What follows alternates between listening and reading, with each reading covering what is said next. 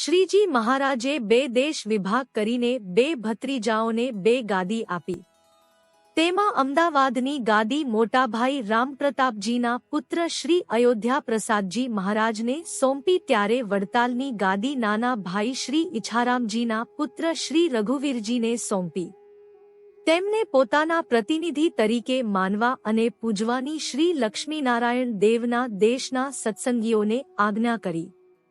ગાદીએ બેઠા પછી 10 વર્ષ જેટલો સમય તો આચાર્યશ્રીએ શ્રીજી મહારાજની હાજરીમાં સત્સંગની સેવા તેમની કૃપાપૂર્ણ છાયા નીચે કરી. જ્યારે શ્રીજી સ્વધામ પધાર્યા ત્યારે શ્રી વડતાલની ગાદી નીચે મૂકેલા સમગ્ર સત્સંગની જવાબદારી ધર્મધુરંધર આચાર્ય શ્રી રઘુવીરજી મહારાજ ઉપર આવી અને તે પૂર્ણ રીતે પાર ઉતારવા માટે તેઓ શ્રી અહર્નિશ જાગ્રત રહેતા હતા. શ્રીજીની બાંધેલી મર્યાદા અને તેમણે આપેલા નિયમોમાં લેશમાત્ર શિથિલતા તેઓ ખમી શકતા ન હતા. તેથી નિયમ પાલનમાં કડક શિસ્ત તેઓ શ્રી રખાવતા હતા. મનનો સ્વભાવ નિરંકુશ થવા તરફ હોય છે, તેને માત્ર નિયમપાલનથી જ કાબૂમાં રાખી સત્પ્રવૃત્તિઓમાં દોરી શકાય એવો શાસ્ત્રો અને સત્પુરુષોએ નિશ્ચયાત્મક નિર્ણય કરેલો છે. શ્રીજી મહારાજે એ જ ધોરણે તમામ પરમહંસો પાસે ભારે કડક નિયમોનું પાલન જુદી જુદી અનેક પદ્ધતિઓ દ્વારા કરાવેલું હતું. અને તે વખતે પ્રકટ પ્રભુની પ્રસન્નતા ખાતર તેમજ તેમનો પ્રતાપ જોઈને પણ સર્વ શિષ્યો પ્રત્યક્ષ કે પરોક્ષ સ્થિતિમાં સારી રીતે વર્તતા હતા.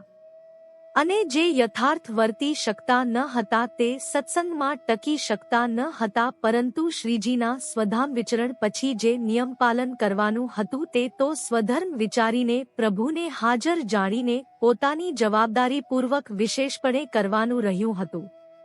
પણ પ્રત્યક્ષ પ્રમાણ શ્રીજી વિચરતા હતા તે સ્થિતિમાં જે પ્રતાપી અસર હતી તે તો ઓછી થાય એ સ્વાભાવિક હતું.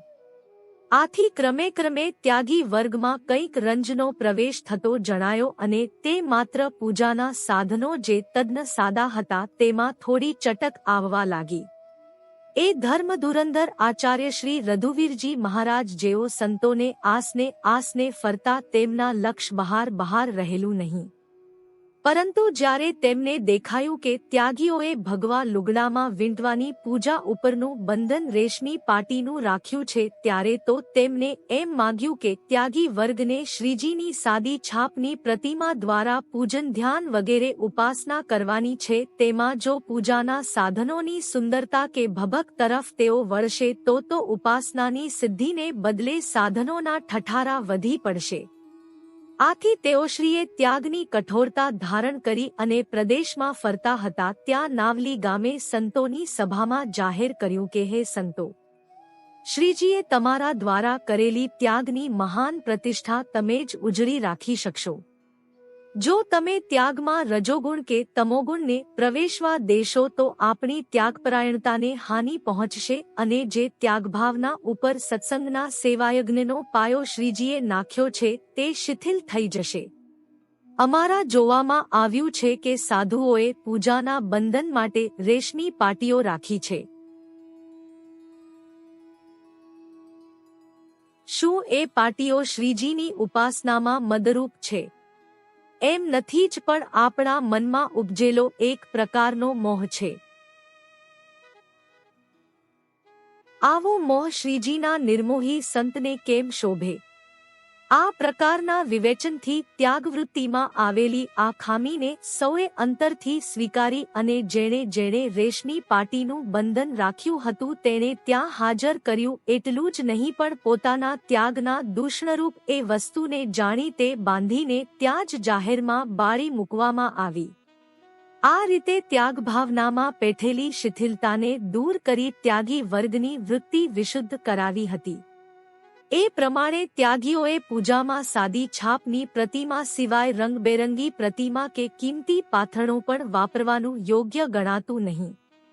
આવું શિસ્તપાલન માત્ર આચાર્યની સત્તાથી નહીં પણ તેમના ત્યાગપરાયણ વર્તન અને ઉપદેશથી થતું હતું.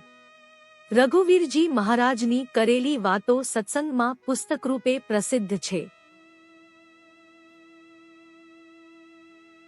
તેમાં શ્રીજીના પ્રતાપ, મહિમા અને સત્સંગની ઉત્કૃષ્ટતા બહુ સુંદર રીતે કહેલા છે.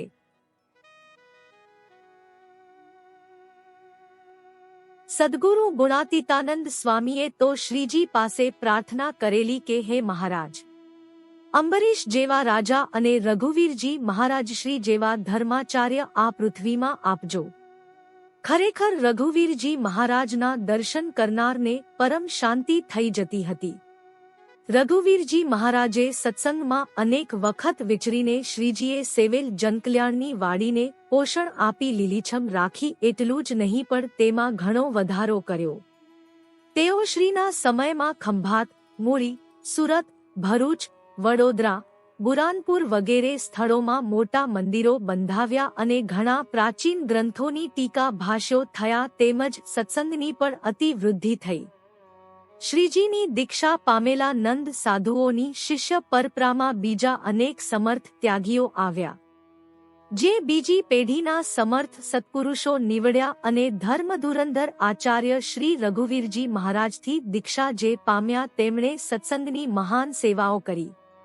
આ રીતે જીવન પર્યંત ત્યાગ અને સેવાપ્રાયણ રહી તેમણે સત્સંગની ઉત્કૃષ્ટતા સ્થાપી. પોતાના ભાઈના પુત્ર શ્રી ભગવત પ્રસાદજી મહારાજને દત્તક પુત્ર તરીકે ગાદીએ સ્થાપ્યા. પોતાનું કાર્ય પૂરું કરી ધર્મધુરંધર આચાર્ય શ્રી રઘુવીરજી મહારાજ સંવત 1919ના મહાસુદ બીજને દિવસે પરમ શાંતિપૂર્વક અક્ષર નિવાસી થયા.